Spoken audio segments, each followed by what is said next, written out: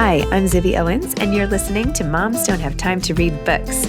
This 30-minute podcast features a new author interviewed by me every single day, 365 days a year, for about 30 minutes.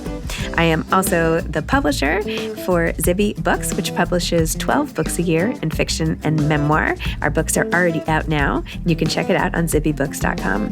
And we have a magazine called Zibby Mag, where we have lots of wonderful essays and lifestyle features. That's at zibbymag.com. We have classes at zibbyclasses.com. And I recently opened a bookstore in LA called Zibby's Bookshop at 1113 Montana Avenue at 11th Street in Santa Monica. I hope that you are able to enjoy some of our other offerings. But this here podcast is the basis of all of it and started in 2018. And no matter what I do, this is basically my favorite thing. Enjoy.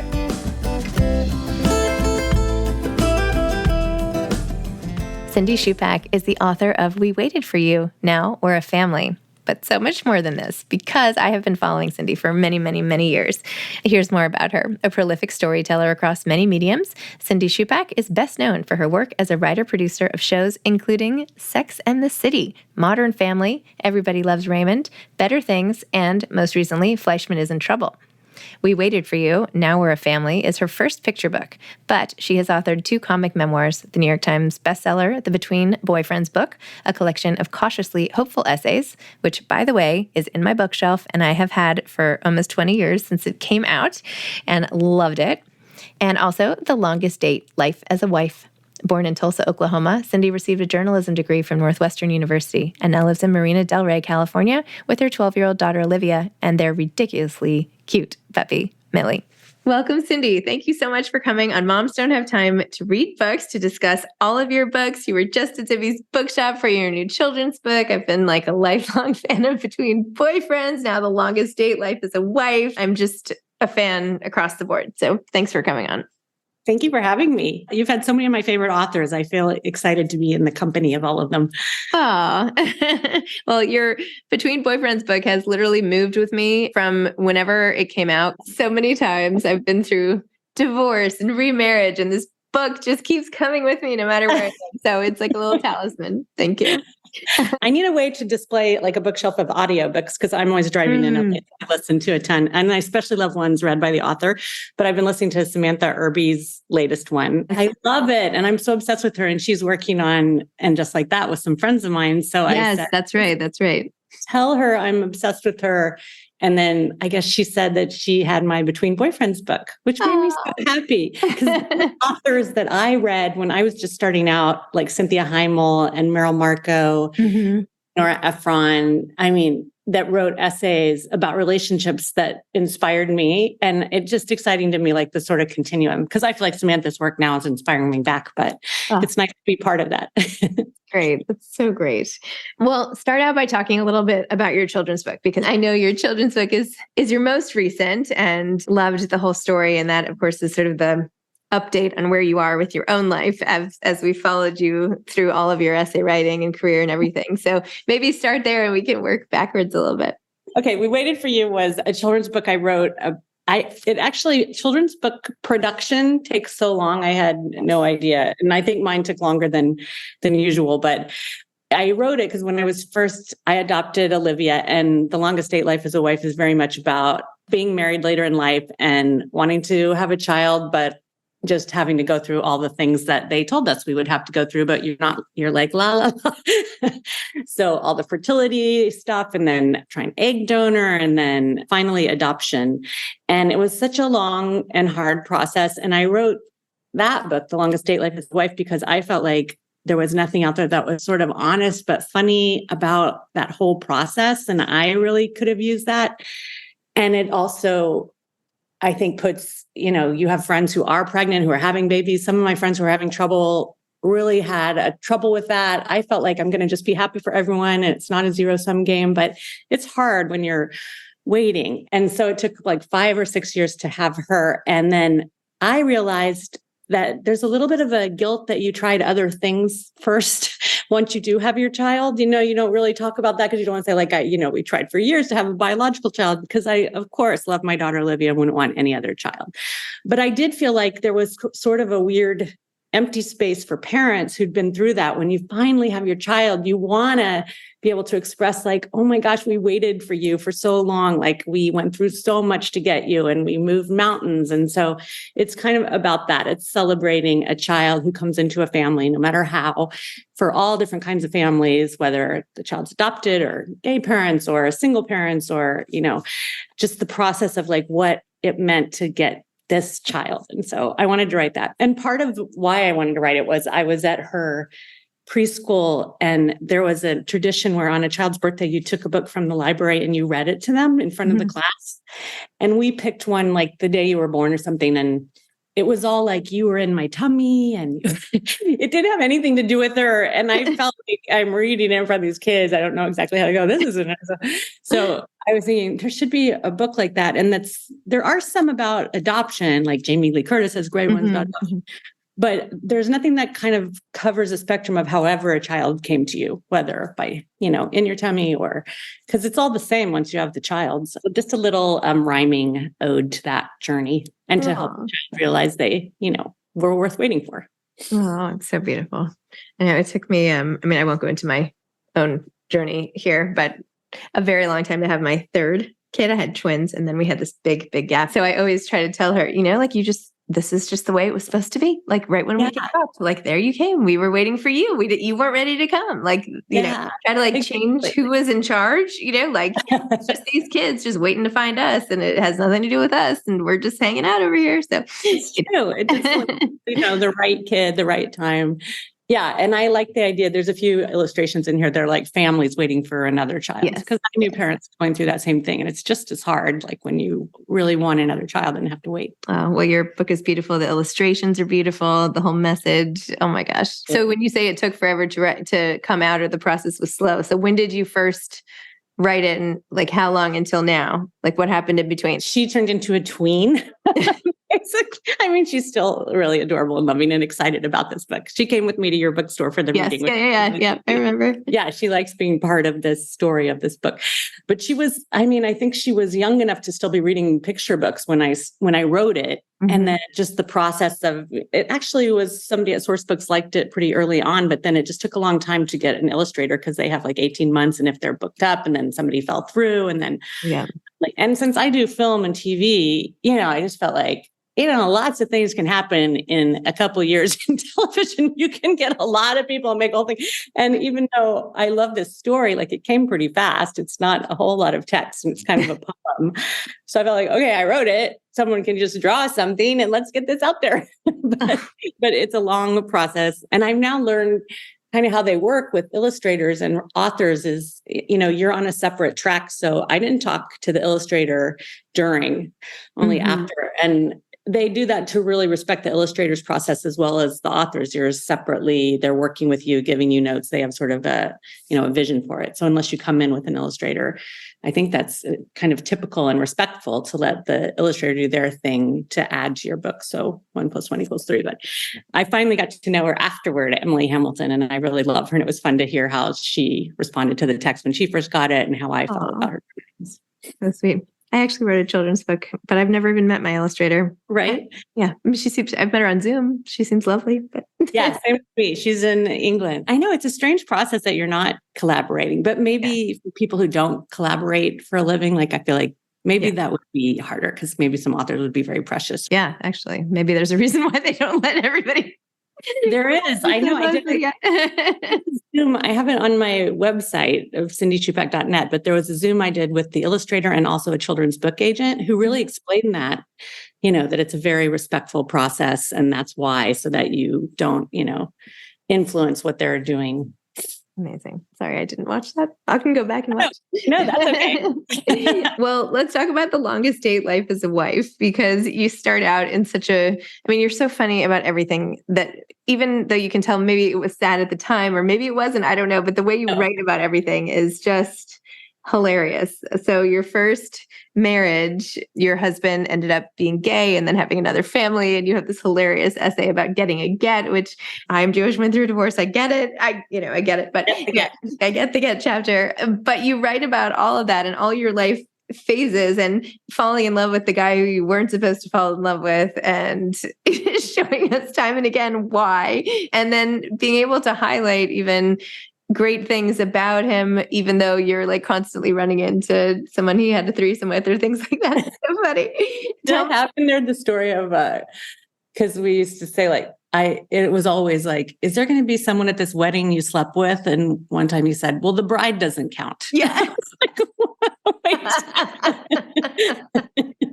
so funny. Oh my gosh. And I love that even on this relationship, you start off on such equal footing and you're, well, not, I mean, maybe not even equal, but when you have him over and you're like, well, I have a really nice house. And he's like, I have a nice place too. And then he's something like, he said, I'm worried about leaving you. And you were like, well, I could be the one who's leaving you. I love the confidence and sort of where you meet in life. And anyway, tell me a little more about writing this book and how you feel about it now, given everything. I know it's interesting because we're divorced now and I feel like all the stories were a little better. They ended, but still we love each other and now we're divorced. I was thinking that every relationship that goes wrong, you should end up with a child from it because of course I'm like happy that we were married because I got Olivia from it and all the experiences and, but you can't say that about every relationship you have. I got some good musical taste. But anyway, how I feel about it, I still stand by, like, I think when I wrote it, I kind of said, there was something in the intro, I think, where he said, this is going to be kind of ironic if we don't stay together. And if you talk about how great our relationship is. And I said, it's not going to be about how great our relationship is, because I really wanted to show the hard things about being together and that whole opposites attract. I'm not sure that is a formula for success as you get older. But anyway, I really wanted to write about marriage the way that we wrote about dating on Sex and the City and be just as open. And I have the same attitude about writing about infertility, because I feel like people kind of close ranks when they get married. It's like, no matter how much you used to be able to joke about your boyfriends and your hardships, like you're married now, you can't, it's, you're not supposed to talk. I guess I like writing about things you're not supposed to talk about. So I wanted to write about the different, the hardships you have sometimes, like if the woman makes more money or has habits you don't like, or the exes, and also what we went through, the fertility stuff, which actually did bring us closer together. I know it breaks up couples, but that's not what broke us up. But he wanted to adopt from Africa and I wanted to adopt from China at one point. Like we just were in different breakout groups at the sessions. And then we finally decided to adopt domestically, but it was a lot of negotiation and you're talking about a child. And then other people have opinions too. Like, there's been a giant humanitarian problem in Haiti, you should adopt from there. And like all of a sudden everyone's got ideas of where it's like you're buying a car or something. Right. So I wanted to just be able to write about all that. And my first book, the Between Boyfriends book, came after I had a column in Glamour called Dating Dictionary, where I had like punny little terms for each stage. And the editor I worked with was great about helping me kind of figure out to start from breakup to your next boyfriend. So I had a lot of those essays beforehand. And then once we came up with that structure, it kind of became clear, okay, I need more essays in here for during the breakup or while you're dating or when you're recovering. So that was a really fun book. And that's kind of how I've written my books of essays, is just in little bite-sized pieces. A chapter can be about something, but they don't all have to become a giant opus on your life. And that one, it still seems very beloved by people, like you said, and I'm really proud of it. But I felt like The Longest Date went a little deeper and did try to make more of a linear narrative about the process of like waiting to have a child and getting married later in life and what that presents. Yes. No, it was great. And I'm so glad. It's nice when, as a reader, you can go through all these things, like that we can go through it together, essentially, even though we don't know each other, or now we know each other. But I have all these authors who I'm like, okay, they just went through that. And now I'm going to go through that. And it's like a guidepost through life, so to speak. Yeah. And sometimes you write about something, like I actually wrote a movie that is sort of slowly coming true. I know when I was working on Sex and the City and we wrote about Charlotte's infertility problems, I hadn't gone through it yet. Oh, wow. And then looking back at it, it was like, yeah, that was pretty hard. I mean, none of us had gone through with that yet when we were writing about, but we knew people who were going through it. But yeah, there's things you write about that happen. Yeah, it's interesting. It does feel like you're going through it with people. And I like that these books can be for a period of life so that it's not like only right now, like as somebody gets married or is thinking of getting married or as someone is having a child, these are kind of when you break up again, go back. I will say, even my children's book, I felt like, because when I wrote it, we were married and it was just amicable, like we just kind of grew apart. There was no drama. And it's been great. Actually, I feel like I should write something about, it wasn't as traumatic for Olivia. I was prepared for she's going to cry and beg us to stay together. And she knows she was only, I guess she was, I want to say 8 when we broke up, but she had friends whose parents had divorced and it was more logistical for her. So when we're at dad's place, can I have a bunk bed? And, and yeah, it was interesting. I think our baggage about what is going to be hard for a child to understand isn't necessarily what they're not going to have those issues. And I think I'm proud that we could show her that we could still be happy and that we still want love and that we can be friends and be amicable. But if you're not, you should really still be madly in love with your partner or find someone else who makes you happy. So I'm glad to be modeling that. It's not going great, but I was like, I want to hear what's going on with you today. Where are you? Are you going to keep? I've just written this long essay about it that's made me think I need to write a new book. And I've been listening to Samantha Irby and Nora Ephron. I feel bad about my neck. I was in a relationship after my divorce that I was one of those pep talks. Cindy met a guy on a plane between New York and LA and had this amazing bi-coastal relationship. And he bought this farmhouse and we were drinking out of big goblets. It was like we were in this Nancy Meyers movie or something. This was for the whole pandemic. And I was so deliriously happy. And then I just found out right the day after the writer's strike that he had been having an affair for 2.5 of those 3 years with his housekeeper.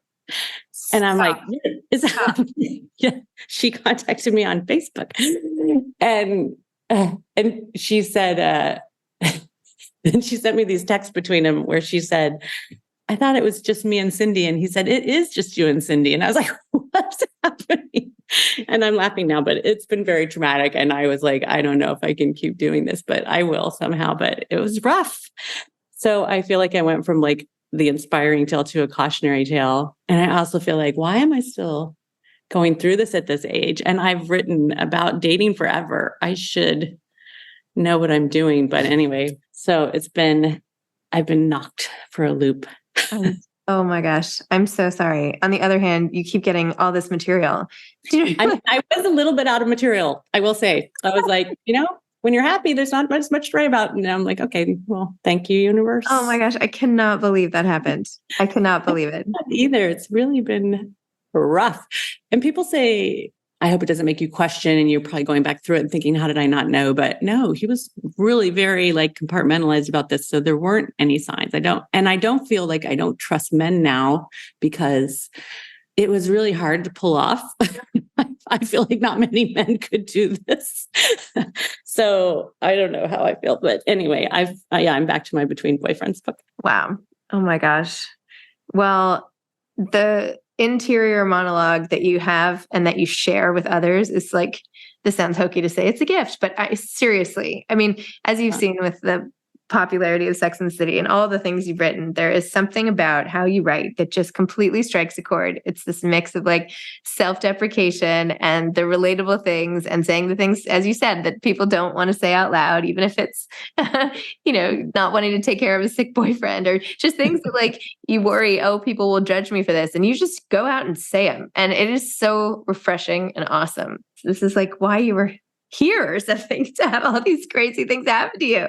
The piece that I'm writing, it's kind of a travel piece because I had a past lives reader once tell me that I hadn't had a good relationship since ancient Greece. Oh my gosh. And I was like, okay, I knew I was in a slump, but that was between And then when I got married, I was like, I did it. Because she said your job in this lifetime is to learn to love and be loved. Aww. And so I felt like I did it when I got married. And I felt like I did it with this last boyfriend. So when we broke up, I was looking for somewhere to go. And I found this Healing Hotels of the World website. And the one that really spoke to me, I was making a reservation. I'm like, it's in Greece. It was in the shadow of this ancient town of Greece. In the movie, I guess I should have met someone there, but really it was just healing and good to be there. But I was like, okay, I knew what I was doing when I was here once before. But I feel like, yeah, like I'm not sure how many lessons, but I do like, I mean, it's therapeutic for me too, to write about when things don't go your way. I think it's like therapeutic for me to write, and it's therapeutic to hear people relate. And, you know, that's why I'm doing it. But I think that makes you feel like part of a community. You're not so alone with these feelings. So true. I want to read the essay. Did you sell it somewhere yet? Is it coming out? Well, it's funny because I sold it to L.com so I would have more space because it's online. As I've been listening to Samantha Irby's, I'm like, she writes the longest, greatest essays. You could listen forever. And that's the thing about, I guess I've done a lot of cross training with writing because I like to write TV and film, but also books and sometimes magazine columns or tell a story for the Moth. And they all have different lengths. But when you write an essay that could be in a book, it can be as long as you want. And I wrote this piece. I worked with an editor who's kind of over all of Hearst, Ryan D'Agostino, who I love, and he helped me place it. And we sold it to L.com. But I wrote it, he said, write it as long as you want. And my first version was like 9,000 words. It's supposed to be like 2. And then we cut it down to 5. So I'm hoping the editor will just let it run at that length because I feel like it should be at least that. Anyway, I'll send you the 9,000 word one. Oh my God, I would love it. Seriously, I would absolutely love it. This is completely not true. I feel like now I'm like entitled to the updates. Do you know what I mean? Like I'm holding the book, like waving it around, like, okay, well, you shared all that, which of course is. Oh, I was going to say, so with We Waited for You, my tour was basically your bookshop. I really did not do a whole lot of a lot of publicity, but I'm still so happy it's out. And I was like talking to the publicist and I said, is it going to be weird? Because I'm not married anymore. It was we, should it be I now? Now I feel a little weird. She said, you know, people are not expecting this to be autobiographical like your memoirs. Like they're not interviewing you going, why aren't you a we still? Anyway, I still think of it like the whole extended family. Yeah. But yeah, I think it's not, I have to sometimes separate the work from. It's hard to, but yeah, just go. It still stands. These things still stand. So do you still believe in love? Yeah, that's a good question. For everybody else, it's so easy for me to, for everybody else, I'm always that cheerleader, like you're still, it's not over yet, you know?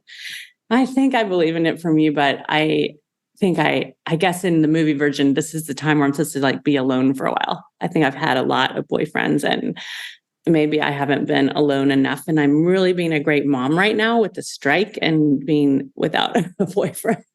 I'm like in it. I am in school. I feel like a dad feels when they drive their kid to school. Like, look at me. I'm going to school and I'm the dad. Now I'm like, look, I'm here. I'm at the PTA. I'm volunteering. So I'm trying to just be a good mom. And I actually wrote one. I've been writing a little more travel pieces. And I wrote one about going to Ojai with a tween, traveling with a tween. And I really wanted to, this movie I wrote, it ended with, I'd always wanted to see the Northern Lights. And my last boyfriend, we had this bucket list and we were going to do these things together. And I'm really determined right now, like I'm going to go see the Northern Lights with Olivia, like with my daughter. I'm not waiting for like the perfect boyfriend to go on this romantic, expensive trip. Like I just want to do it. And she says it's on her bucket list, even though she's 12, she has a bucket list. So I'm kind of like in a place of that's love too, you know? Mm-hmm. And a friend of mine, I had a surgery and I had a friend come in and I said, it feels weird not to have a partner in my life right now for these kind of things, like in case of emergency. I know we did that on Sex and the City, but suddenly I'm like, who the hell is my in case of emergency person anymore? But anyway, my friend said, you have a million people who love you. You have so many friends, just none of them are a man right now. And it really was good to remember that you're not like suddenly alone because your relationship ended. You still have all these people in your life. And I still have Olivia and, you know, there's still a lot of love in my life. So I'm going to just try to keep living my best life, but I'm not going to try as hard right now. People go, oh, you can get online and date. And I'm like, I have done that so many times already. I've already sowed my oats. When I was divorcing, people were divorcing who'd married like that had been their whole life. And they were like, I can finally date. And I was like, oh my God, I did so much dating and I'm dating again and I will be dating again. Like, it's sort of like, it's not a novelty. Yeah. But I'm still, I guess I would have to say I'm still hopeful. There's something in me that still feels, because even now I'm like, maybe if I'm not looking, which of course is hopeful. Right. I know. I'm going to pretend I'm not looking. Yeah. I'm going to try to fool myself that I'm not really looking right now. Yeah. Exactly. I was thinking though, I might be at the stage where like maybe fix-ups are the way to go. There is a new crop of men at this age because people have divorced and died. There was a period where there was no one. And now there's kind of a new group of men. And I feel like maybe fix-ups are the thing to do at this age because everybody comes kind of pre-screened and they've already been through a relationship your friends know. So that might be that's true. There are a lot of people who do have someone to put on in case of emergency who they can't stand or that they feel so alone even in a relationship. They're not sure they're going to be good in an emergency. Yeah. Or they're like, what are these people? They're going to like shut me off. They're going to like be like, turn this thing off now. Like maybe I should pick someone else. But I'm just my dad he died this summer. I feel like I'm such a, but we had a tricky relationship. But anyway, my sister was his medical power of attorney. And I mean, I'm his medical power of attorney. My sister was his financial power of attorney. Anyway, my sister, not so great in this situation. Like she was really, and she's my medical power of attorney. And I was like, I think I'm getting a new one. Yeah. She just kept reevaluating and remaking no matter what but my dad, who wasn't all that happy in life, he said he wanted extraordinary measures taken. So it was like weird. So she, even though I was in charge, was really like, he wants everything possible done. So it was good to have a test run with the person who's going to be in charge of your plug. Yes. To see them around someone else. Because I was like, you know what? I don't know. I'm going to maybe go with your husband. You have to write that too, if you haven't already. That has to be that way. Oh my, use it. Okay. The new book in my head, at least. Yeah, that's so funny. Oh my gosh. Well, first of all, I'll set you up if I have the right person. I'm going to be like setting you up now that now my mind is like going. But of course, that's not the point. The point is you've gone all this stuff. It's relatable. It's funny. It's sad. It's hard. One time you're crying, one time you're laughing, and that is life, right? This is it. You're like in it, and your writing just makes everybody feel okay about whatever they're going through. And so I'm sorry for all of the stuff that is not pleasant and unbelievable, but thank you for continuing to share. Yeah. Well, thank you for what you do. You've had so many of my favorite people. In fact, you had Betsy Carter on who she ran, I brought it down. New York Woman Magazine. Were you were probably too young. No, I'm not too young. I'm not too young. She had this magazine, and the first piece I ever wrote was one of their back page essays. Oh my gosh. It's in between boyfriends, but only in New York. But she published it, and that started everything for me. So I still feel I loved that magazine. It was such a good magazine, and it had such good humor. And that back page was always, like Marcel Clemens, really smart female writers who inspired me. So yeah, I was part of that conversation of like, oh, that's the kind of writing I could do. Betsy Carter is one of the only authors I knew growing up. And so I would always ask her questions because my parents just didn't know that many writers. And so she was always someone. And when I was trying to write my first novel, when I was like 25, 26, I would send her drafts and she was so nice to me. And so having her on the podcast was such a full circle for me. And now the fact that you wrote for her, I mean, it's just, I heard you say that on the podcast, how she was part of the reason. I was thinking she was part of the reason I'm writing too. That article started everything. Oh my gosh, so funny. Well, congratulations on all of your work. And thank you for coming on, and thanks for the copies and all of it. Thank you. Okay. Thank you. Okay. All right. Bye. Thanks for listening to this episode of Moms Don't Have Time to Read Books. Don't forget to follow me on Instagram at Zibby Owens and at Moms Don't Have Time to Read Books. Also sign up for my newsletter at zibbyowens.com and sign up for my virtual book club and meet lots of authors on Zoom every other week. Thanks so much to Steve and Ryan at Texture Sound for the sound editing. And thank you to Morning Moon Productions for providing this fantastic intro and outro music.